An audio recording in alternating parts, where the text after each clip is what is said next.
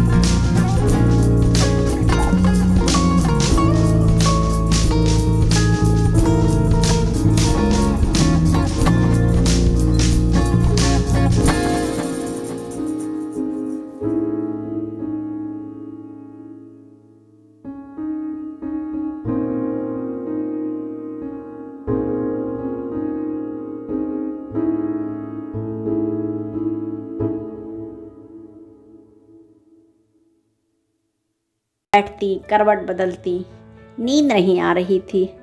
अम्मा को गर्मी के मारे परेशानी महसूस हो रही थी। बेचारी अम्मा अकेली रहती थी, उनके आगे पीछे घर में कोई नहीं था। उठ के बैठी रात को, लेकिन उन्हें समझ ही नहीं आ रहा कि करें क्या। अम्मा आधी सोई आधी जगी हुई सी लेटी थीं, तभी उनके कानों में एक आवाज़ सुनाई दी, अम्मा, ओ अम्मा। उठ के वह बैठ गईं कि आसपास कौन है, इस घर में तो फिलहाल कोई नहीं है। चारों तरफ देखा, उन्हें कोई दिखाई ही नहीं दिया। फिर लेटी, तब तक फिर दोबारा से आवाज़ सुनाई दी, अम्मा सुनती हो? उन्होंने चारपाई से नीचे देखा। हाँ अम्मा, मैं ही हूँ, तुम्हारा आम का पेड़। तुम परेशान हो, तुम्हें तुम्हारी परेशानी देखकर के मुझसे रहा नहीं जा रहा है। अम्मा, मुझ में पानी डालो, मैं फिर से बढ़ना चाहता हूँ। यह सुनकर खुश हो गई। वह उठी। अम्मा ने आम के जड़ में पानी डाला। 2 दिन के बाद उन्होंने देखा छोटी छोटी नन्ही नन्ही 2 पत्तियाँ उसमें दिखाई देने लगी। उन आम के तने में से एक छोटी सी टहनी बाहर की तरफ झांक रही थी। अम्मा यह देख करके खुश हो गई। वह रोज़ उसमें पानी डालने लगी। धीरे धीरे आम का पेड़ बढ़ने लगा। अम्मा को के चेहरे पर सुकून आ गया। उन्हें ऐसा महसूस होने लगा कि जैसे उनका कोई बच्चा फिर से वापस आ गया है। अब वह उसको रोज़ सहलाती, उसको रोज़ पानी देती। धीरे धीरे आम का पेड़ फिर से बढ़ गया। अम्मा के आंगन में ठंडी शीतल बयार बहने लगी। अम्मा सुकून से 2 घड़ी उस पेड़ के नीचे बैठने लगी। धीरे धीरे आम का पेड़ 2-3 साल के अंदर काफ़ी बड़ा हो गया। अब उसकी एक घनी ठंडी सी छाया हो गई। उसमें छोटे छोटे फल आए। यह देख कर के अम्मा बहुत खुश हुई कि उन्हें जैसे लगा कि उनका खोया हुआ बेटा वापस मिल गया है। अब अम्मा उस पेड़ के नीचे बैठ के घंटों निहारा करती थीं। अब उन्हें बिल्कुल भी बुरा नहीं लगता, चाहे पेड़ से पत्तियां गिरें या टहनियाँ गिरें। वह अपने बच्चे की तरह से वह उस पेड़ की देखभाल करने लगी। पेड़ बड़ा हो गया। अब उसमें फल और फूल आने लगे। अम्मा के चेहरे पर एक सुकून भरी मुस्कान थी। तो देखा आपने, पेड़ कितना काम का होता है। हमारी कहानी आपको पसंद आए तो चैनल को लाइक, शेयर, सब्सक्राइब जरूर कीजिए। धन्यवाद।